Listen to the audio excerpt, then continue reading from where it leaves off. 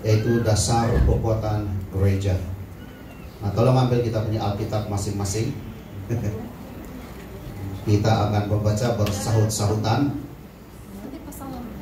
Saya ganjil, kamu genap. Ya, saya pengramai, jadi saya seorang ganjil lah. Yohanes 11, 1 sampai 12. Sudah siap?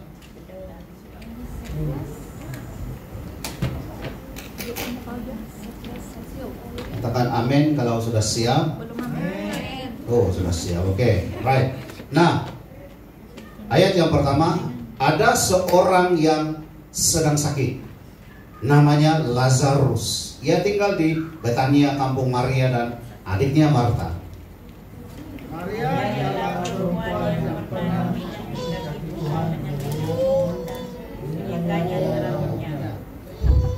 Dan Lazarus yang sakit itu adalah saudaranya. Kedua perempuan itu mengirim kabar kepada Yesus, Tuhan, dia yang engkau kasihi sakit. Ketika Yesus mendengar kabar itu, ia berkata, penyakit itu tidak akan membawa kematian, tetapi akan menyatakan kemuliaan Allah, sebab oleh penyakit itu anak Allah akan dimuliakan. Yesus memang mengasihi Marta dan kakaknya dan Lazarus. Namun setelah mendengarnya bahwa Lazarus sakit, ia sengaja tinggal 2 hari lagi di tempat di mana ia berada. Tetapi sesudah itu, ia berkata kepada murid-muridnya, itu Yesus ya, ia itu adalah Yesus. Mari kita kembali lagi ke Yudea. Murid-murid itu berkata kepadanya, Rabi, baru-baru ini orang-orang Yahudi mencoba membunuh engkau, masih maukah engkau kembali ke sana? Jawab Yesus, bukankah ada 12 jam dalam satu hari? Siapa yang berjalan pada siang hari, kakinya tidak terantuk, karena ia melihat terang dunia ini. Tetapi kalau seorang berjalan pada malam hari, kakinya terantuk, karena terang tidak ada di dalam dirinya. Demikianlah perkataannya, yaitu Yesus. Dan sesudah itu Yesus berkata kepada mereka, Lazarus, saudara kita telah tertidur, tetapi aku pergi ke sana untuk membangunkan dia dari tidurnya. Maka katamu, kamu pula. Sorry. Kata murid itu kepadanya, Tuhan, jika ia tertidur, ia akan sembuh. Oke, mari kita berdoa dulu, minta pimpinan Tuhan. Bapa di sorga yang kami sembah di dalam nama Tuhan Yesus Kristus, nama di atas segala nama. Hari ini Tuhan kami mau belajar lagi firman-Mu. Tuhan buka mata rohani kami untuk membolehkan kami melihat akan kebenaran firman-Mu, dan juga telinga rohani kami untuk membolehkan kami mendengar kebenaran firman-Mu. Dan jadikanlah hati kami hati yang atau tanah yang subur, agar apa yang kami terima hari ini akan bertumbuh dan berbuah dan menghasilkan jiwa-jiwa. Satu itu bungkus tempat dengan kuasa darah-Mu. Semua rencana jahat iblis, semua kuasa-kuasa kegelapan yang coba mencuri firman-Mu, semua itu kami bersatu, kami tolak dalam nama Yesus. Kami ikat orang kuat, bandar, Sri dan Mansara di dalam nama Yesus. Terima kasih Tuhan, sertai urapi hamba-Mu ini yang tidak punya apa-apa, biar apa yang disampaikan semuanya daripada hati-Mu Tuhan. Terima kasih Bapa, terpujilah Engkau dalam nama Yesus. Kami sudah berdoa dan bersyukur. Amin. Nah, seperti yang kita sudah baca tadi, ya, ini mengenai cerita mengenai Lazarus, ya. Dan kita sudah membaca berganti-gantian tadi. Apa yang kita boleh tangkap melalui cerita ini, yaitu Lazarus, ya, Lazarus yang sudah meninggal dunia.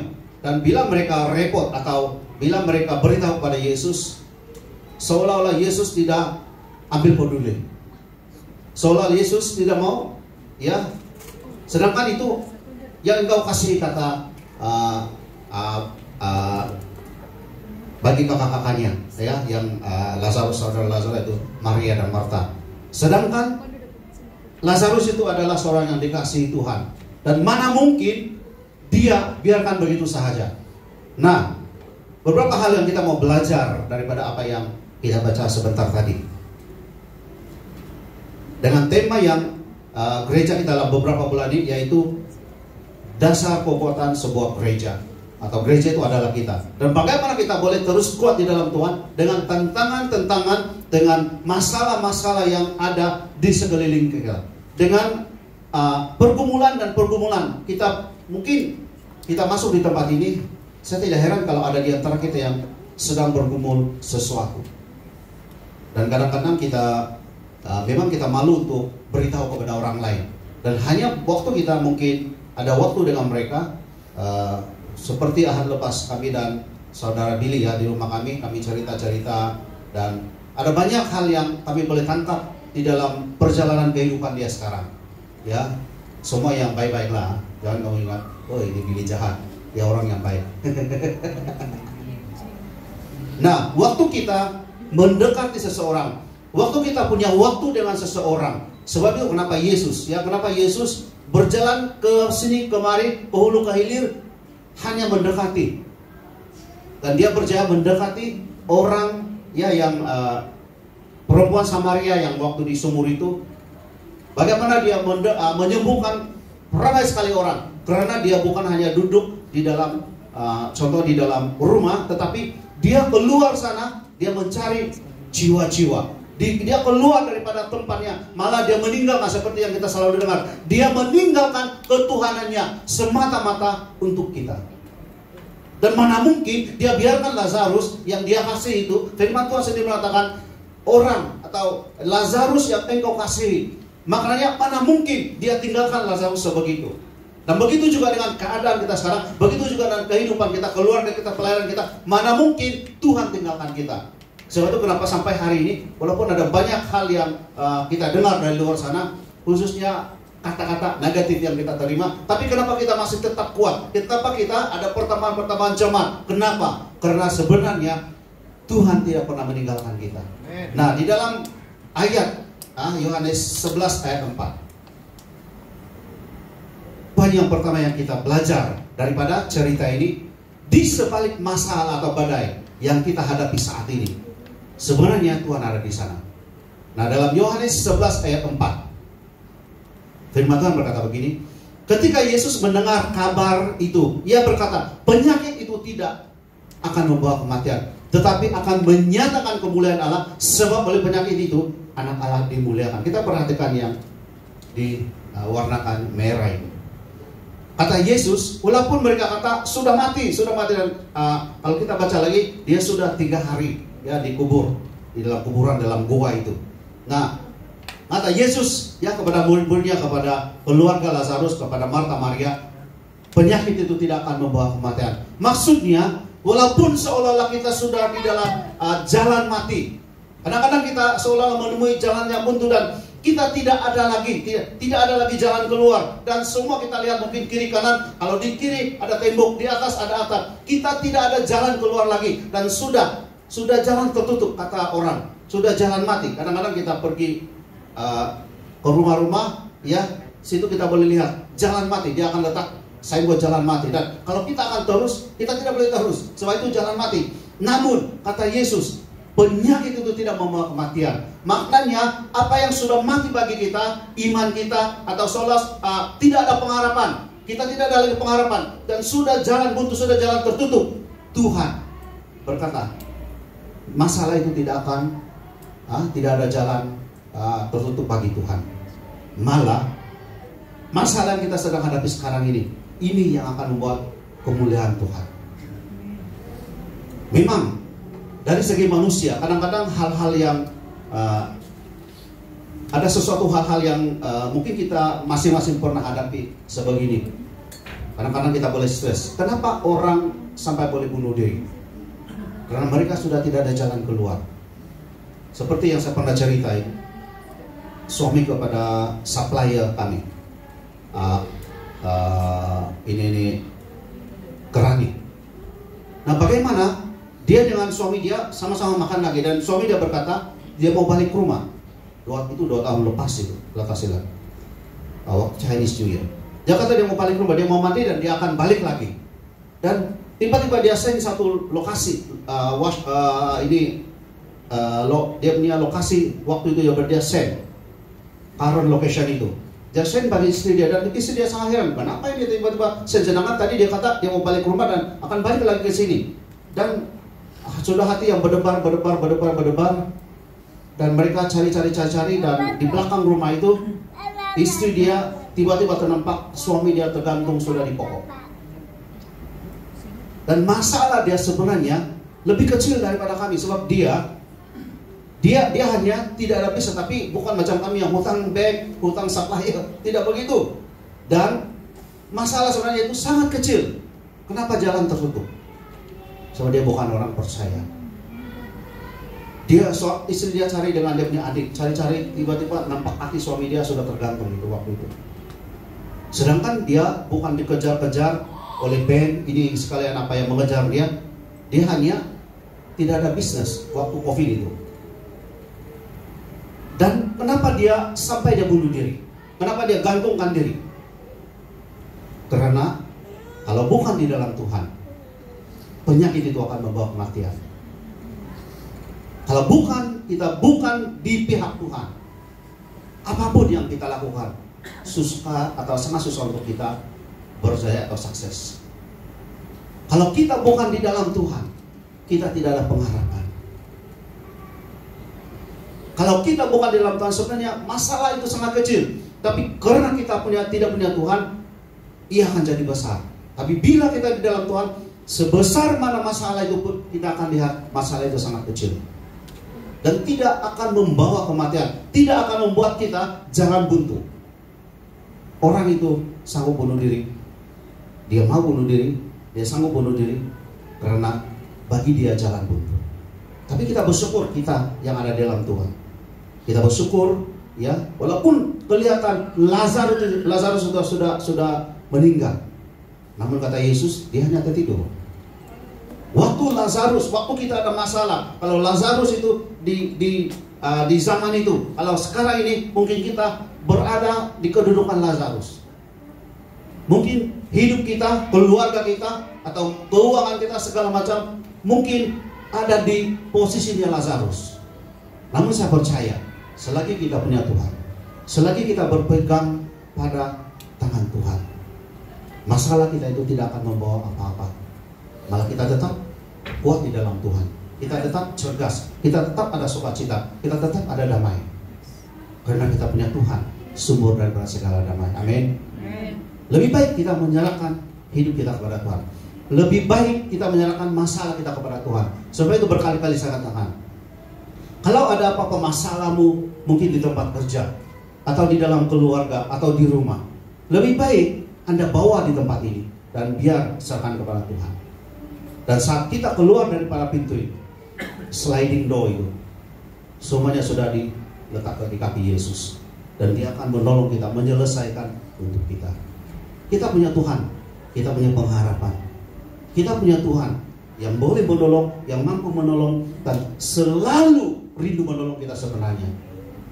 Jadi anggap, biar masalah itu, kalau saat ini mungkin sebelum ini kita lihat masalah itu terlalu besar, ingatlah bahwa Tuhan kita lebih besar daripada masalah kita. Tuhan Yesus lebih besar. Dia rindu. Dan melalui masalah kita sebenarnya, Tuhan dipermuliakan. Melalui masalah kita, Yesus dapat dipermuliakan. Di dalam hari-hari ini kejar uang, ini segala macam. Dan partner saya bagi tahu, dan satu customer bagi tahu, saya juga orang Kristen. Dia bagi tahu saya hari itu. Saya lihat kamu, dia bagi tahu seolah tidak ada apa-apa. Karena saya punya Tuhan. Dan dia tahu, dia juga Kristen. Dia juga waktu tahun 97, waktu ekonomi sangat-sangat turun waktu itu. Kita mungkin ingat, kita yang sudah dewasa waktu itu. Dan dia juga dikejar-kejar, dan tidak ada orang yang mau bagi barang sudah untuk dia teruskan dia punya project. Nah, satu main con ini, bos main contractor, dia bagi tahu, masuklah di gereja. Masuk di gereja. Dia kata dia berapa kali itu dia coba, dan lastnya dia masuk di gereja, dan dari situlah dia percaya Tuhan. Waktu saya masalah, dia bagi tahu, waktu saya di dalam masalah, dan begitu sudah tidak ada orang yang mau supply barang. Dan bagaimana dia mau teruskan dia punya project. Dan di situ dia masuk di dalam gereja. Dan di situ dia terima Tuhan sampai hari ini. Nah, ini perbedaan dia. Kita ada Tuhan dengan tidak ada Tuhan. Ada lebih baik kita serahkan hidup kita pada Tuhan. Ada lebih baik kita serahkan masa depan kita pada Tuhan. Karena saya percaya saat kita menyerahkan pada Tuhan, Yesus menyelesaikan untuk kita. Amin. Yang kedua, di dalam Yohanes 11 ayat yang 9. Poin dia, berhati-hati di setiap langkah kita. Nah, dalam Yohanes 11 ayat 9, firman Tuhan berkata begini. Jawab Yesus, bukankah ada 12 jam dalam satu hari? Siapa yang berjalan pada siang hari, kakinya tidak terantuk, karena ia melihat terang dunia ini. Nah, kalau dalam perkataan kita sehari-hari, kalau kita berjalan di waktu malam, saya masih ingat ada sekali saya ikut waktu cuti, dan saya ikut sebelum COVID itu, saya ikut semi abang tembak ikan di laut yang menyelam waktu malam itu. Dan waktu balik, yang kawan lagi satu ini, dia punya geng ini tembak ikan, dia suruh saya bawa motor dia, dan tidak ada lampu. Kalau kamu pergi dari Indarason waktu balik ke Jagil, waktu itu yang belum disimen itu, wah, di dekat Indarason sana, lubang sini, batu besar sini, begitu-begitu. Dalam hati saya, macam mana ini? Jalan. Tidak ada lampu, dan saya tidak terbiasa yang tidak ada lampu. Kan kita di bandar, dan saya macam mana saya mau mengelak? Sebenarnya saya tidak nampak pun itu jalan. Nah, maksud dia berhati-hati di setiap langkah kita. Kata Yesus, bukankah ada 12 jam dalam satu hari? Siapa yang berjalan pada siang hari, kakinya tidak terantuk. Dia sama dengan apa yang saya alami. Waktu saya memandu motor itu dan tidak ada lampu, langgar lubang, langgar batu. Nah, kalau di siang hari atau motosikal itu ada lampu, saya tidak perlu risau. Walau macam mana pun saya boleh nampak, kelihatan, oh di situ saya boleh elak, oh di situ ada batu saya boleh elak. Nah, begitu juga dengan kehidupan kita. Sepatutnya kita yang sudah punya Tuhan, kita yang ada pengharapan, kita yang ada Yesus dalam hidup kita, sepatutnya, kata Yesus, bukankah ada 12 jam satu hari? Sepatutnya kita berjalan bersama dengan Tuhan, dan di situ kita tidak akan salah jalan. Kita tidak akan terlanggar batu-batu itu. Kita tidak akan masuk dalam lubang itu. Saya dan Brother Magat juga pernah pengalaman kami dulu. 93 tak silap itu. Kami naik motor dan balik dari Podiksen, konon-konon membuang sial. Balik dari Podiksen kami cerita-cerita itu. First time itu belum ada highway itu yang itu perjalanan lama. Kami cerita-cerita, kami tidak nampak lubang dan masuk itu motor dan kami tuh buang ke depan. Dan saya punya tahu 5 jahitan itu lebih kurang. Saya punya terkena itu pedal itu motor itu yang besi itu. Nah, begitulah kehidupan kita sebenarnya. Sebenarnya kalau kami tidak bercerita dan saya lihat di depan, kami tidak akan accident. Nah, karena kami bercerita memang tidak laju, mungkin dalam 60 atau 70 lah lebih kurang. Dan kami sudah mandi kada, saya pun lupa sudah, agak lama itu. 93, ramai kampung yang belum lahir. Mungkin bapak kamu pun belum kawin, saya rasa waktu itu. Tahun 93. Kalau kami berhati-hati, kami tidak akan accident. Memang sebenarnya tidak apa-apa. Kalau bukan kaki saya terkena dengan pedal yang besi itu, motor itu Suzuki Base kalau kasih lap saya. Kalau tidak terkena dengan besi itu, saya kami oke sebenarnya. Tapi karena tersangkut di situ, dan saya hanya pakai kasut yang jogging punya, dan terkena di pukul ali itu tahu 5, lebih kurang 5 jahitan itu. Dan pergi ke hospital Podiksen dan dijahit palu balik. Nah, sama juga dengan kehidupan kita dan keadaan ini. Kalau kita tidak berhati-hati, sepatutnya kami boleh elak. Sepatutnya banyak hal yang kita boleh elak, yang tidak perlu kita buat. Namun kita kita tidak sama sekali seperti mana kami berdua ya, cerita-cerita, sama sekali tidak melihat ke depan itu. Dan ada lubang di situ dan tayar motor yang di depan itu masuk di dalam lubang itu dan kami tumbang. Nah begitu juga dengan kehidupan kita. Sebenarnya banyak hal yang tidak perlu kita lalui. Sebenarnya banyak hal, khususnya dalam hal dosa, yang sebenarnya kita tidak perlu lakukan itu. Ada banyak hal yang membawa kepada masalah, sebenarnya kita boleh elak itu sebenarnya, tapi kita sengaja atau kita tidak berhati-hati. Sebab itu kata Tuhan, siapa yang berjalan pada siang hari, kaki dia terantuk karena ia melihat terang dunia. Dan di sebaliknya, kalau kita berjalan di malam hari dan tanpa lampu, tanpa bulan, kita akan terantuk. Mungkin batu besar di depan kita akan tertendang. Muncul kalau baru boyfriend girlfriend, kan? Kalau tertendang batu adalah orang tua ketian dia bilang. Tapi kalau sudah kawin, matai dia jangan. Siapa suruh tapi tenang itu batu. Kalau sudah kawin lah. Nah sebab itu banyak hal yang sebenarnya Yesus sudah pesan ini. Yesus sudah pesan biar kita berhati-hati. Tidak perlu kita alami, mari kita belajar daripada kesilapan orang lain. Mari kita belajar daripada apa orang lain yang sudah buat, dan itu bukan menghasilkan kebaikan, tapi itu membawa kepada kehancuran. Lebih baik kita jangan buat. Sebenarnya, mari kita berjalan di siang hari. Kita boleh melihat apa yang ada di depan kita. Kita boleh mengelak apa yang ada di depan kita, supaya kita tidak perlu lalu itu. Baik, itu kenapa kadang-kadang dalam firman juga kata bodoh. Ada di dalam firman pun banyak kali dikatakan bodoh. Coba kamu baca Amsal. Kami 2 tahun lepas berapa kali dihabiskan Amsal kan? Kitab Amsal. Pastor Peter pun Amsal lagi. Di situ banyak dikatakan perkataan, memang perlu dipelajari itu kitab Amsal itu. Orang begini bodoh.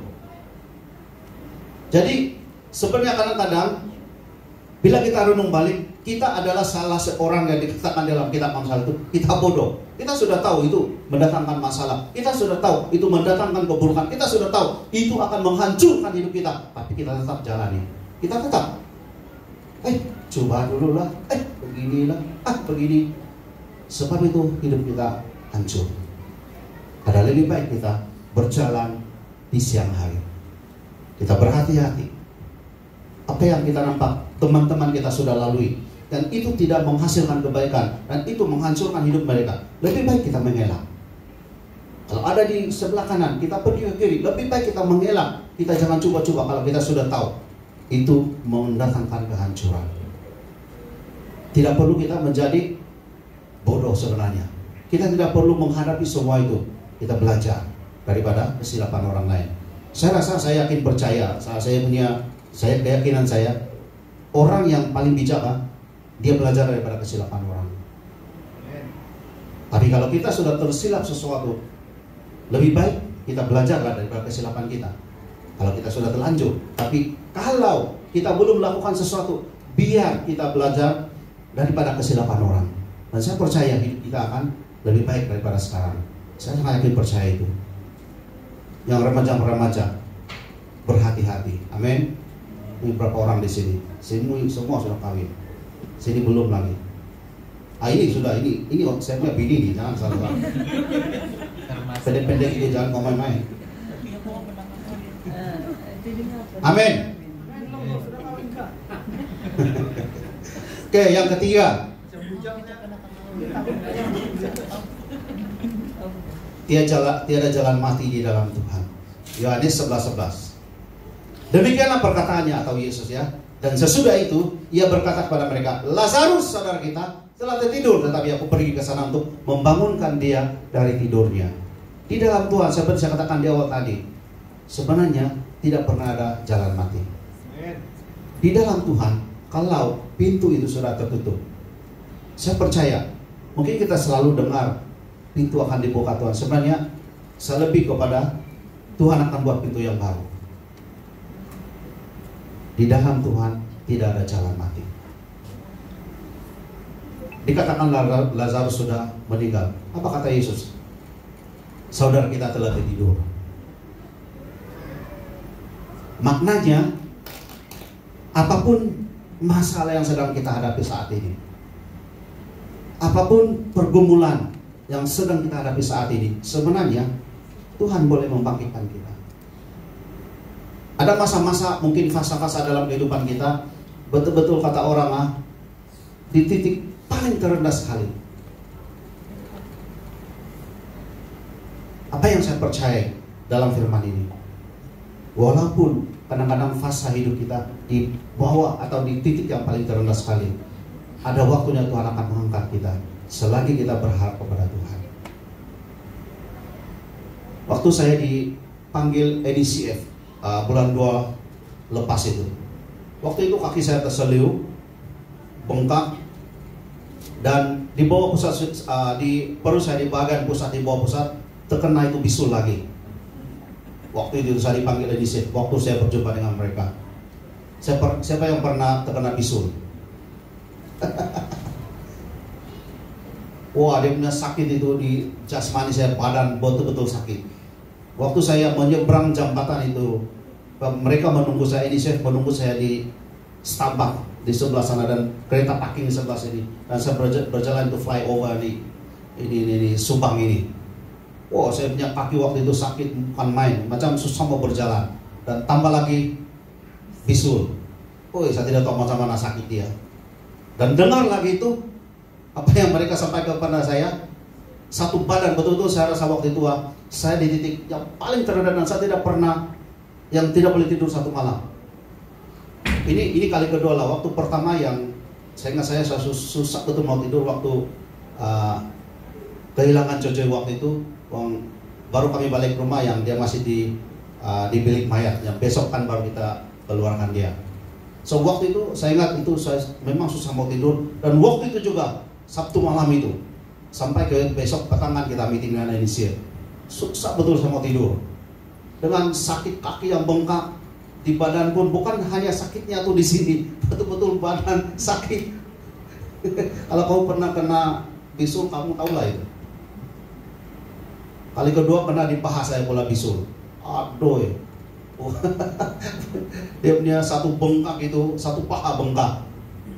Nah, kadang-kadang kita rasa atau kita akan mengalami fase-fase kehidupan kita di titik paling terendah. Tapi ingatlah, kata Yesus, aku akan membangunkan dia dari tidur. Dan kalau kita baca seterusnya, memang Lazarus keluar, kata Yesus, dan dia hidup 3 hari. Kenapa 3 hari? Yesus mati juga 3 hari baru bangkit. Ada banyak hal ya, yang 3 dengan 7 ini selalu dikaitkan dalam firman. Dia dibangkitkan kembali 3 hari. Kalau kita sudah 3 hari, ya mungkin sudah busuk kan itu. Bagi manusia, Lazarus itu sudah di dalam sana dan sudah busuk sebenarnya karena 3 hari. Tapi bagi Yesus, apa yang mungkin dalam pikiran kita sudah busuk, sudah tidak ada harapan, betul-betul di titik yang paling terendah, sebenarnya waktu itulah Tuhan boleh membangkitkan kamu. Sebenarnya mungkin kita ingat, susah lah begini lagi, macam tidak ada Tuhan. Kadang-kadang kita berteriak, Tuhan, di manakah Engkau? Seperti mana waktu Petrus berjalan di atas air, dan waktu dia tenggelam, Tuhan, tolong. Dan Tuhan mengulurkan tangan dia. Nah, waktu itu saya percaya Petrus yang mula-mula dia berjalan atas air, dan bila dia lihat di sekeliling dia ada ribut macam-macam, bagi mungkin kehidupan kita saat ini ada banyak masalah dan membuat kita tenggelam di dalam air. Namun Tuhan punya tangan mengangkat kita.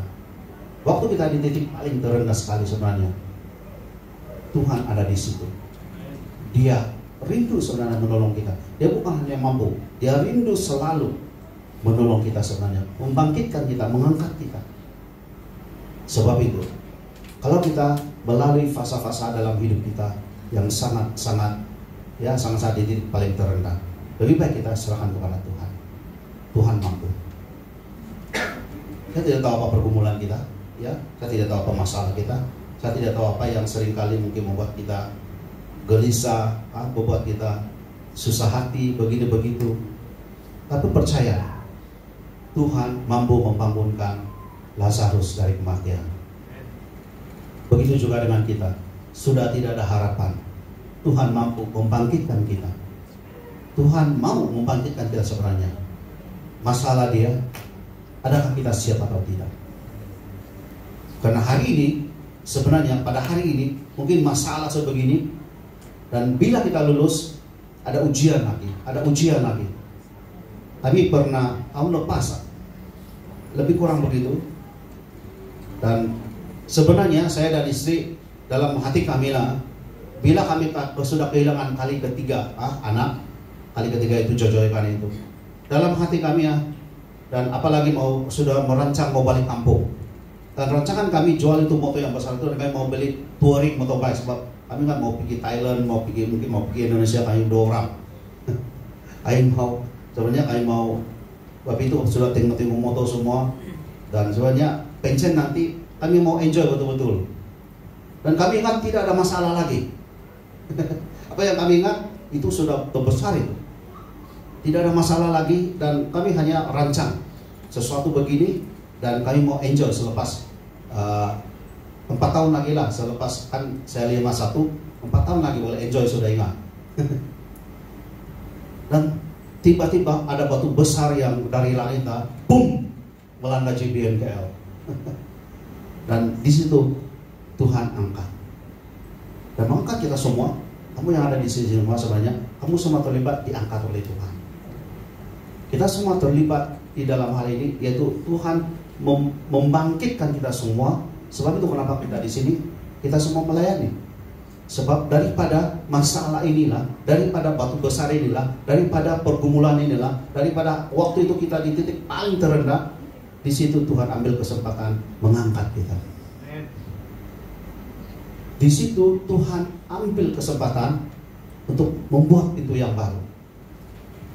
Pintu yang lama sudah tertutup, betul? Tapi Tuhan buat pintu yang baru. Tuhan rintis gereja ini. Dan saya bersyukur kepada Tuhan, ya, karena Tuhan letak kita di sini untuk satu kerjasama yang luar biasa, dan kita boleh bangkit bersama-sama. Dan siap-siap tahun depan kita akan kena agresif, dan kita akan melayani di luar. Bulan 9 ini kita ada pelayanan di Johor nanti. Selepas kita punya Family Day, mereka mengadakan tempat pelancongan, adakan macam tarian segala macam, tetapi lagu-lagu di dalam rohani, dan mungkin kita akan terlibat dalam 1 atau 2 tarian. Dan kita mempersembahkan itu sebenarnya untuk Tuhan, karena di Gunung Lambang itu mereka kata macam hari itu berapa ribu orang yang datang jadi pelancongan, tapi tempat mereka juga gereja di pulau, tempat mereka juga berdoa. Jadi pastor mereka sudah call saya, dan kita kena siap-siap lah. Seperti tahun lepas kan kita kasih tapi itu di gereja, dan kita mungkin